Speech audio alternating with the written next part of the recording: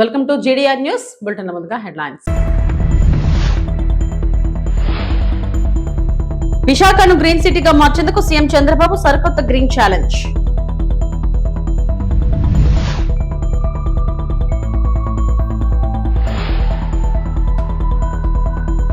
Palamuru Rangareddy project పనుల పరిశీలనలో Telangana CM Revanth Reddy.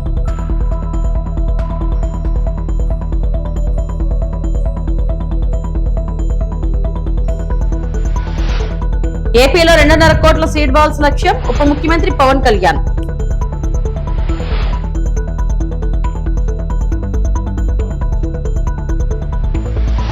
Visakha నగరాన్ని పర్యావరణ పరిరక్షణకు కేర్ ఆఫ్ అడ్రస్ గా మార్చేందుకు సరికొత్త గ్రీన్ ఛాలెంజ్ విసిరారు ముఖ్యమంత్రి నారా చంద్రబాబు నాయుడు.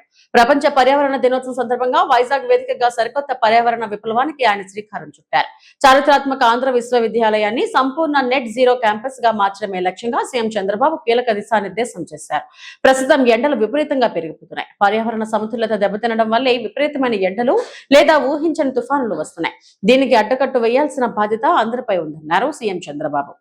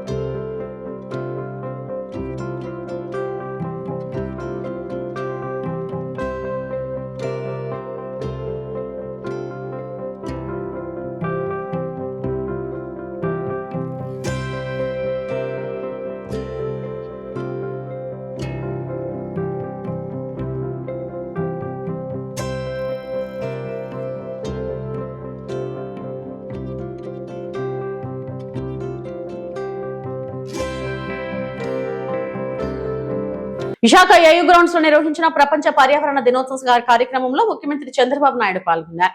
పర్యావరణాన్ని పరిరక్షించాలంటూ మొక్కని చాటారు. తిరుమలలో గ్రీనరీ త్వరలో 90% చేరుకోబోతుందని ఈ సందర్భంగా సీఎం అన్నారు. విశాఖ ఏయూలో 25% మాత్రమే గ్రీనరీ ఉందని, దానిని పెంచేలా చర్యలు తీసుకోవాలని ఏయూ వీసీకి ముఖ్యమంత్రి ఆదేశాలు జారీ చేశారు.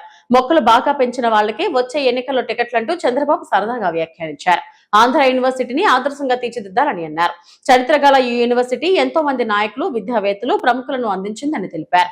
నెట్ జీరో కాన్సెప్ట్ ను ఏయూలో ప్రవేశపెడుతున్నట్లు సీఎం చెప్పారు. వాతావరణ మార్పులపై అందరూ దృష్టి సారించాలన్నారు. యూనివర్సిటీకి కావాల్సిన 100% విద్యుత్ ఇక్కడి నుంచే ఉత్పత్తి చేయాలన్నారు. యూనివర్సిటీ క్యాంపస్ లో చెట్లను పెంచాలన్నారు. పిల్లలకు ఎక్స్పీరియన్స్ సెంటర్లుగా యూనివర్సిటీలను మార్చాలన్నారు. ఆంధ్ర యూనివర్సిటీలో కమిటీ ఆఫ్ ప్రొఫెసర్స్ ను పెట్టి ఇన్ హౌస్ నాలెడ్జ్ ను అభివృద్ధి చేయాలని అన్నారు. ఆంధ్ర యూనివర్సిటీ అన్ని ఇతర కాలేజీలను గైడ్ చేయాలన్నారు. యూనివర్సిటీ అభివృద్ధికి బ్లూ ప్రింట్ తయారు చేస్తామని తెలిపారు.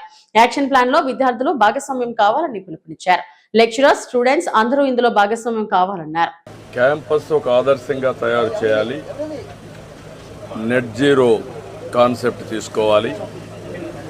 100 సంవత్సరాల చరిత్ర కలిగిన యూనివర్సిటీ, ఒక హిస్టారికల్ యూనివర్సిటీ, నాలెడ్జ్ ఉండే యూనివర్సిటీ, ఎంతోమందిని బ్రహ్మాండమైన నాయకుల్ని తయారు చేశారు. రాజకీయ నాయకుల్ని, ఆంటర్ప్రెన్యూర్స్ని, అండర్స్ అకాడమిక్గా లీడర్స్ తయారు చేశారు.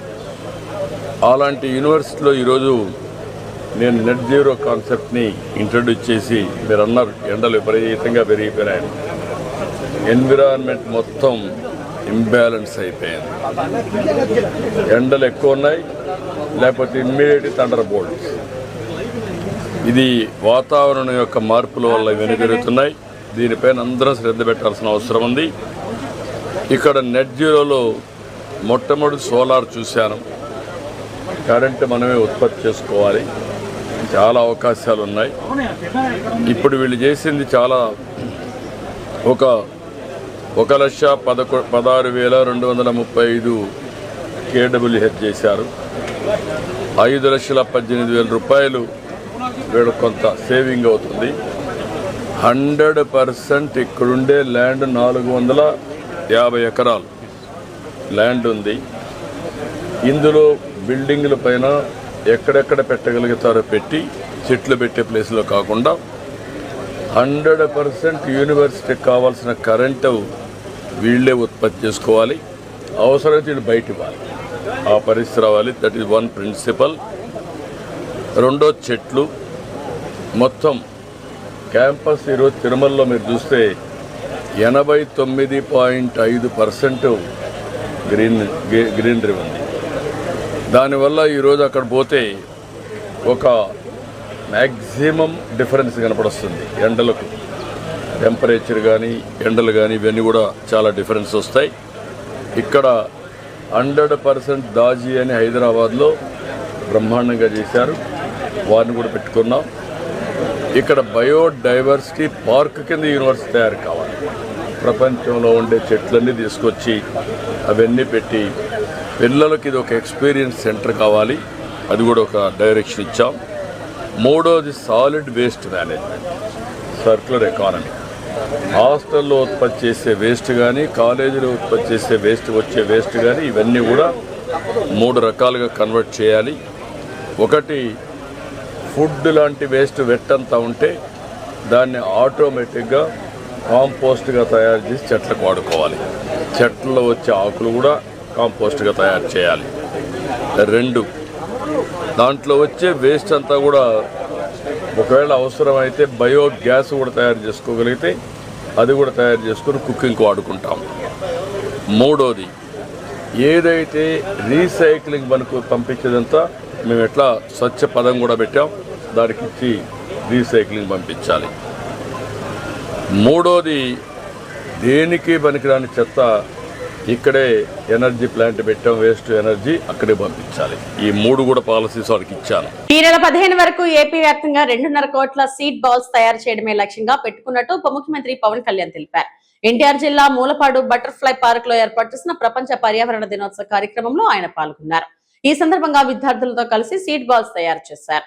భవిష్యత్తుకు ఒక బంగారు భవిష్యత్తు ఏదైతే మనం ఈరోజు స్వచ్ఛతమైనటువంటి గాలిని, అదేవిధంగా వాతావరణాన్ని, ప్రతి ఒక్కదానిని, రిసోర్సెస్ని, వనరులను మనం సద్వినియోగపరుచుకుంటూ ఉన్నామో రేపటి భవిష్యత్తుకు కూడా వాటిని అందించాలి అనే దృక్పథంతో మనం ఈ కార్యక్రమంలో పాల్గొనే విధంగా ఈ కార్యక్రమాన్ని రూపొందించడం జరిగింది. ప్రపంచ శుభాకాంక్షలు. ఈ పర్యావరణ పరిరక్షణ సంకల్పానికి మద్దతుగా ఆంధ్రప్రదేశ్ ప్రభుత్వం తరపున 2 అద్భుతమైన కార్యక్రమాలకి శ్రీకారం చుట్టాం. గౌరవ ప్రధానమంత్రి శ్రీ నరేంద్ర మోదీ గారు ఏక్ పేడ్ మాకే నామ్ పేరు మీద థీమ్ తోటి దేశం నలుమూలల ఒక చెట్టు నాటాలంటే ఎవరి పేరు మీద కంటే కూడా తల్లి పేరు మీద నాటడం చాలా స్ఫూర్తిదాయకం అని చెప్పి ఆయన ప్రారంభించిన ఈ కార్యక్రమానికి నాకు జన్మనిచ్చిన మా అమ్మగారు శ్రీ అంజనాదేవి గారి పేరిట ఈ రోజున మూలపాడు బటర్ఫ్లై పార్క్లో తెల్లపునికి మొక్కను నాటడం జరిగింది. తల్లి జీవం పోస్తే అదే జీవాన్ని చెట్టు కాపాడుతుందనే సందేశం ఇచ్చే ఈ కార్యక్రమం ద్వారా కొండపల్లి బొమ్మల కళాకారుల జీవనోపాధికి ఉపయోగపడే 1000 తెల్లపునికి చెట్లను ఒకే చోట నాటడం చాలా ఆనందం కలిగించింది. దీనికి తోడు ఆంధ్రప్రదేశ్ ప్రభుత్వం తీసుకున్న మరొక అద్భుత సంకల్పం పెద్ద ఎత్తున సీడ్ బాల్స్ తయారీ కార్యక్రమం.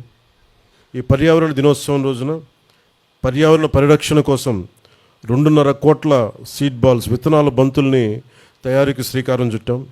ఈ రోజును మొదలుకొని జూన్ 15 వరకు 10 రోజుల పాటు అన్ని జిల్లాల్లో ఈ సీడ్ బాల్స్ తయారీ ప్రక్రియను ప్రజల సహకారంతో ముందుకు తీసుకెళ్తాం. ఎర్ర బంకమట్టికి కంపోస్ట్ జోడించి పూర్తి సేంద్రియ పద్ధతిలో, ఆర్గానిక్ పద్ధతిలో తయారు చేసి ఈ సీడ్ బాల్స్ని ఈ వర్షాకాలంలో రాష్ట్ర వ్యాప్తంగా చల్లించేందుకు ఏర్పాట్లు చేశాం.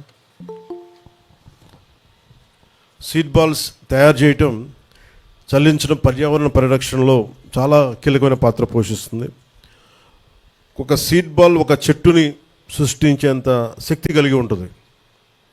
మామూలుగా విత్తనాలు నాటేయడం వేరు, దాన్ని ఈ ఒక ఎక్స్ట్రా లేయర్, ప్రొటెక్షన్ లేయర్ కింద దీనిని ఈ సీడ్ బాల్ రూపంలో దీన్ని విత్తనాలు లోపల పెట్టి ప్రతి చిన్న సీడ్ బాల్కి 1.5 సెంటీమీటర్, మన డ్రోన్ ద్వారా అయితే 1.5 సెంటీమీటర్, అదే చేతి ద్వారా అయితే ఒక చిన్న ఉండలాగా వీటన్నిటిని తయారు చేస్తూ ఉన్నాం.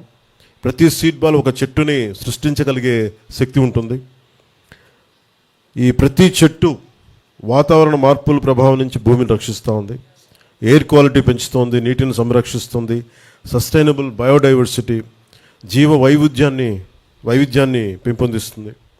ఈ సీడ్ బాల్స్ని అడవులు, కొండ ప్రాంతాల్లో, మొక్కలు తక్కువగా ఉన్న ప్రదేశాలు, నదీ తీరాలు, చెరువు గట్లు, ఖాళీ ప్రదేశాల్లో వెదజల్లే ఏర్పాటును చేస్తూ ఉన్నాం. కొండలు, మనుషులు వెళ్ళలేని ప్రాంతాల్లో సీడ్ బాల్స్ చల్లేందుకు అధునాతన డ్రోన్ సాయంతో దీన్ని జల్లిస్తూ ఉన్నాం. రాష్ట్రాన్ని హరితవనంగా మార్చడం కూటమి ప్రభుత్వం యొక్క లక్ష్యం.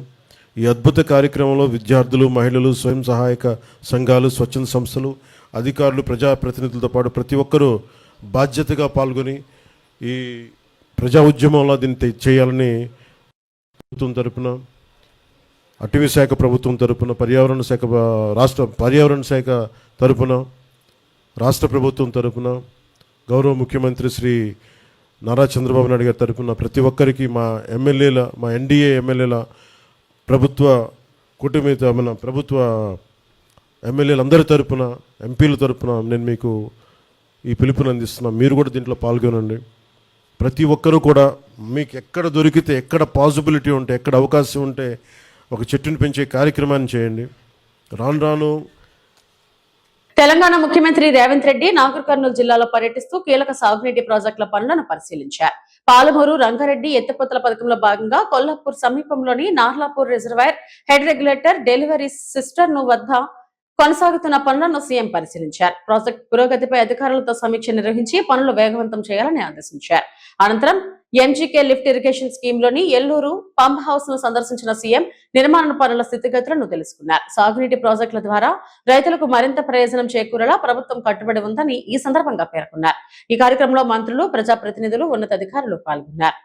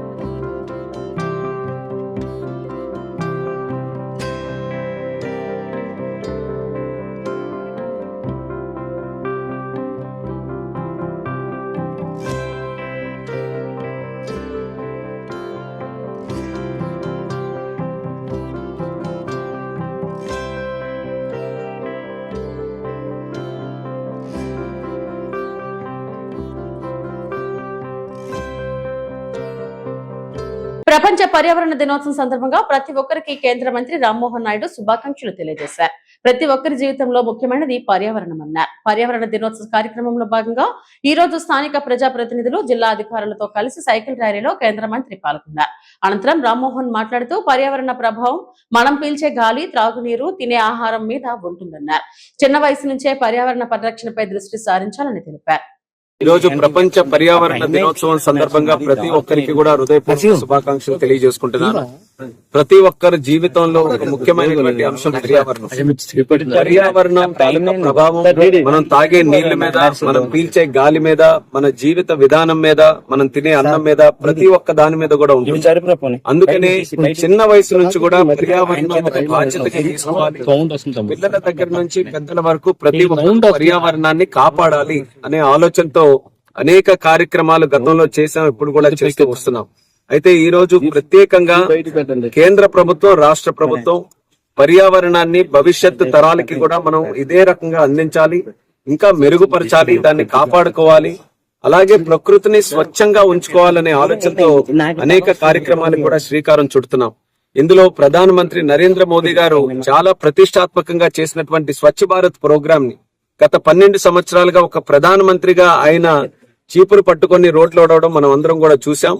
దాని తాలూకా ఇన్స్పిరేషన్ తో ఈ రోజు దేశంలో, మన రాష్ట్రంలో ఎన్నో గ్రామాల్లో ఈ యొక్క స్వచ్ఛ భారత్ ప్రోగ్రామ్ ని ఇన్స్పిరేషన్ గా తీసుకొని చాలా మార్పులు తీసుకొని వచ్చాం. దానికి ఒక అడుగు ముందుకేసుకుంటూ రాష్ట్ర ముఖ్యమంత్రి వర్యులు చంద్రబాబు నాయుడు గారు స్వచ్ఛాంధ్ర ప్రోగ్రామ్ ని మన రాష్ట్రంలో తీసుకొని వెళ్తూ చాలా చక్కగా ఆ ప్రోగ్రామ్ ని కూడా ముందుకు నడిపిస్తున్నాం. అలాగే ప్రధానమంత్రి గారు స్వచ్ఛ భారత్ తో పాటు పర్యావరణం మీద ఎక్కువ ప్రభావం చూపిస్తున్నటువంటి మొక్కలు నాటే కార్యక్రమానికి కూడా శ్రీకారం చుడుతూ ఏక్ పేడ్ మాకే నామ్, మనం మన తల్లి పేరు మీద ఒక చెట్టు నాటాలి.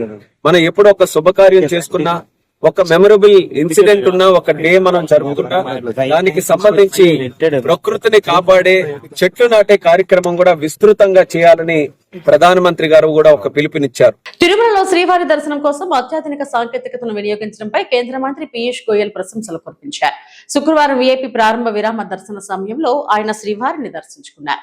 అంతకుముందు టీటీడీ ఈవో రవిచంద్ర, అదనపు ఈవో వెంకయ్య చౌదరి కేంద్ర మంత్రికి స్వాగతం పలికి దర్శన ఏర్పాట్లు చేశారు. దర్శనం అనంతరం రంగనాయకుల మండపంలో వేద పండితులు పీయూష్ గోయల్ కు ఆశీర్వచనం చేయగా అధికారులు ప్రసాదాలను అందజేశారు. అనంతరం పద్మావతి అతిథి గృహం సమీపంలో టీటీడీ ఆధ్వర్యంలో నిర్వహించిన పర్యావరణ దినోత్సవంలో కేంద్ర మంత్రి పాల్గొన్నారు. తన తల్లి పేరుతో ఒక మొక్కను నాటారు. తిరుమలలో వైకుంఠం క్యూ కాంప్లెక్స్ లో ఏర్పాటు చేసిన ఇంటిగ్రేటెడ్ కమాండ్ కంట్రోల్ కేంద్రం అద్భుత సదుపాయం అని ఆయన కొనియాడారు. On World Environment Day, when we are promoting plantation of trees, and Prime Minister Narendra Modi has encouraged us to plant one tree in the name of our mother, Ek Ped Maa Ke Naam. It is truly a divine blessing for me that I could plant a tree in my mother's name in the Tirumala Balaji Hills, and I am indeed sure that across the country the awareness of environment, awareness of importance of greenery will spread just as the Prime Minister desires. Our young children will plant a tree in the name of their mother and will take care of it all their life as they take care of their mother. Today, for the first time, I experienced how artificial intelligence and modern technology can be used at a temple complex to ensure high level of discipline, integrity and an orderly darshan for thousands and thousands and lakhs of devotees who come here. Today itself there are 37,000 devotees, and of which more than 10,800 had already done darshan by 7 o'clock when I visited the command and control center. We were able to see exactly every room which is occupied, what is available. We were able to see how many disciples are in each chamber. We were able to, through the command and control center, assess the exact number of visitors to the temple every hour, the laddus distributed. It's truly a remarkable addition, and I must compliment Nara Chandrababu Naidu Garu, under whose guidance, leadership and Nara Lokesh, who has brought information technology to our state of Andhra Pradesh in a big way. I thank the non-resident Indian devotees who have contributed to make this command and control center, and I compliment the CEO and all our colleagues who have actually implemented it and brought it into service in a record time of less than 100 days. It's truly remarkable. జాతీయ మహిళా commission ను పొన్నూరు మహిళా రైతులు కలిశారు. మామిలపల్లిలో మహిళలపై పోలీసులు చేసిన దాడిని వివరించారు. పొన్నూరు వైఎస్ఆర్సీపీ ఇన్ఛార్జ్ అంబటి మురళీకృష్ణ నేతృత్వంలో మహిళా కమిషన్, ఎస్సీ కమిషన్, జాతీయ మానవ హక్కుల సంఘాలను కలిసి బాధిత మహిళలు ఫిర్యాదు చేశారు. అనంతరం మహిళా రైతులు మీడియాతో మాట్లాడుతూ మమ్మల్ని కింద పడేసి పోలీసులు కొట్టారంటూ ఆవేదన వ్యక్తం చేశారు. తమకు అండగా నిలబడుతున్న వైఎస్ఆర్సీపీ నేతలను లోపలికి రానికుండా పోలీసులు అడ్డుకున్నారు. మా పంట మేము నిలవ చేసుకోవడమే నేరమా? మాపై ఎస్సీ ఎస్టీ అట్రాసిటీ కేసులు పెట్టారు. పొలాల్లో పనిచేసే మహిళలను దారుణంగా కొట్టారు. మాకు న్యాయం చేయాలని కోరుకుంటున్నామని మహిళా రైతులు విజ్ఞప్తి చేశారు. మేము మొక్కజొన్న రైతులు మొక్కజొన్న పండించుకున్నాం. వాటిని రేటు లేదు, 1650, 1700కు అడుగుతున్నారని మేము నిల్వ చేసుకున్నాం. ఒక రేకుల చెట్లు వచ్చి ఈ అంబటి మురళీకృష్ణ గారి అని మా అంబటి మురళీకృష్ణ గారికి డౌన్ అని గోల్ చేస్తుంటే వెళ్ళి కాదండి మీరు పొరపాటు పడ్డారు, ఈ అంబటి మురళీకృష్ణ గారి కావు, ఈ మా రైతులు అని అడ్డం పడ్డా కూడా ఊరుకోకుండా దాన్ని పగలగొట్టారు. పాల్గొట్టిన తర్వాత మళ్ళీ మరొక రోజు వచ్చి దానికి సీలు వేస్తున్నారు. కాదండి మీరు సీలు వేయొద్దు, మా మొక్కజొన్నలు పాడైపోతాయి, మేము కవుళ్ళు కట్టుకోవాలి, మేము పొలాలు దున్నించుకోవాలి, మేము కవుళ్ళు కట్టుకోవాలని చెబితే కాదని మమ్మల్ని పడేసి చేశారు. మళ్ళీ పైన అధికారులు వచ్చి మమ్మల్ని పలకరీయటానికని వస్తున్నారు, ఏందో మమ్మల్ని తెలుసుకుందామని. కానీ వాళ్ళని రానియకుండా అటు నుంచి అటే ఎల్లగొడుతుంటే మేము వెళ్ళి ఎండలో పడి అడ్డం పడి మేము చెప్పుకోవాలని అంటే కాదని మెళ్ళకు తాడేసి కింద పడేసి ఈ వయసులో ఈ పని చేశారు. మెళ్ళకు తాడేసి ఉరేసి లాగారు, వెనకమాలకు పడేశారు. పడిపోయాను, చేతులకు దెబ్బలు కూడా తగిలినాయి ఈ వయసులో. కానీ మా ఆయనకు గుండె జబ్బు మడిసి నేను వెళ్ళి పని చేసుకోవాలి, నేను వెళ్ళి ఏ పని చేసుకున్నా పండించుకొని మందులు వాడుకొని మేము చేసుకోవాలండి. జగన్మోహన్ రెడ్డి గారు ఉండగా బస్తా వడ్డు 2000 పొలం నుంచి పండించంగానే వేసుకెళ్ళేవాడు. 2400 జగన్మోహన్ రెడ్డి గారు ఉండగా 2400 రూపాయలు కింటాకి పొలంలోనే వేసుకెళ్ళేవాడు. మాకు ఏ కష్టము జరిగేది కాదు. కానీ ఇప్పుడు 1750కి 1100 వడ్డు ఇయ్యాలంట వాళ్ళకి. కానీ మా పంట మేము నిల్వ చేసుకున్నామండి, మేమేం దొంగలించుకురాలా. కానీ అంబటి మురళీకృష్ణ గారు ఏదో ఒక ఎయ్యి బస్తా కొని ఎంత సంపాదించుకోవాలని ఆయన ఎయ్యి బస్తా కొన్నాడు. అది తప్పు కదా. ఆయన అంటాం రైతులది మాది, మా రైతుల్ని మమ్మల్ని ఎంతో ఇబ్బంది పెట్టి కనీసం 20 రోజుల పాటు మేము సరిగ్గా అన్నం తినపోతే తినండి అమ్మా అని అంబటి మురళీకృష్ణ గారు అన్నం పెట్టి ఒక అన్నదాతగా మమ్మల్ని ఆదరించి ఎంతగానో చేశారు. కానీ మమ్మల్ని చాలా ఇబ్బంది పెడుతున్నారు. ఎస్టీ కేసులు, కనీసం మాకు చదువు రాదు, పక్క ఊరు వెళ్ళేవాళ్ళం కాదు, ఇంట్లో నుంచి బయటకు వచ్చేవాళ్ళం కాదు, ఒక పంటలు పండించుకొని ఇంట్లో ఏదో ఒక ముద్ద వండుకొని తినేవాళ్ళమే కానీ బయటకు వచ్చేవాళ్ళం కాదు. కానీ ఎస్టీ కేసులు ఇవన్నీ మమ్మల్ని ఈ ప్రజలందరూ ఏం చేస్తున్నారు, ఒక్కసారి మమ్మల్ని గురించి పట్టించుకొని ఆదరించండి మమ్మల్ని అని మరీ కోరుకుంటున్నాం.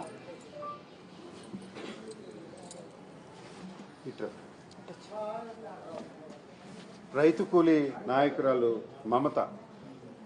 అందరికీ నమస్కారం. మరి గత కొన్ని రోజులుగా మరి మావలపల్లి గ్రామంలో మరి రైతులకు మరి మద్దతు ధర లేనందువలన మరి అనేక విధాలుగా వాళ్ళు కష్టాలు పడుతుంటే మేము ఎస్సీ మహిళలమైన మరి మేము పొలాల్లో పనిచేస్తూ ఉంటామండి. మరి అట్లాగనే మేము కూడా మా రైతులు మరి కష్టాల్లో ఉన్నారని మరి మేము వెళ్ళాం. మేము మహిళలని కూడా లేకుండా అతి దారుణంగా, అతి కిరాతంగా మళ్ళీ పైపెచ్చు విజువల్స్ ఉన్నాయి సార్. అవి చూస్తే ఎవరికైనా సరే కన్నీటి పర్యంతం అవ్వాల్సిందే. కానీ ఒకళ్ళ మహిళలను కూడా లేకుండా తాళ్ళు పెట్టి ఉరేసి లాగి కొట్టి ఎట్లా పడితే అట్లా నానా విధాలుగా అసలు బట్టలు ఎటు వెళ్తున్నాయి కూడా తెలియకుండా చేస్తున్నారు పోలీసు వారు.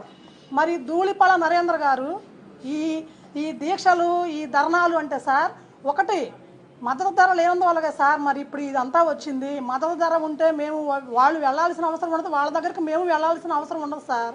మరి సాటి ఆడవాళ్ళని కూడా లేకుండా, ఒకళ్ళ మహిళా పోలీసులు లేకుండా, ఒక మగ పోలీసులను పెట్టి మమ్మల్ని అనేక విధాలుగా నానా విధాలుగా తాళ్ళు పెట్టి లాగేసి చేయాల్సినంత అవసరం ఎవరిచ్చారు సార్? చంద్రబాబు నాయుడు సార్. ఇప్పుడు మీరు అధికారంలో ఉన్నారు కదా సార్. మరి అధికారంలో ఉన్నప్పుడు కూడా మీరు మరి మా జగనన్న ఉన్నప్పుడు కూడా ఇలానే పాలించాడా? మా జగనన్న హయాంలో కూడా ఇలానే పాలించాడా సార్? 2400 మద్దతు ధర ఉన్నప్పుడు మా ఆడవాళ్ళకి ప్రతి ఒక్క సంక్షేమ పథకాలు మొత్తం వేశారు. ప్రతి ఒక్క ఆడ మనిషి, ఎస్సీ మహిళలైనా సరే, ఏ మహిళ రైతులకైనా సరే, ఎవరికి ఇవ్వాల్సినవి వాళ్ళకి సంక్షేమ పథకాలు ఇచ్చేశారు. అలాంటిది అలా కాకుండా ఇప్పుడు ఒక పథకాలు లేవు, ఒక మద్దతు ధర లేదు, ఎస్సీలకు అలాంటి ఏవీ లేవు. ఏమీ లేకుండా కూడా మళ్ళీ మీరు అరాచకం చేసి మమ్మల్ని అవమానించి అనేక విధాలుగా మీరు మమ్మల్ని తాళ్ళేసి లాగాల్సిన హక్కు ఎవరిచ్చారు సార్? మాకు న్యాయం జరగలేదు కాబట్టి చిల్లర రాజకీయం చేస్తున్నారు మీరు. దేనికి సార్? దేనికి? ఇవే ఇప్పటివరకున్న బులెటిన్ అప్డేట్స్.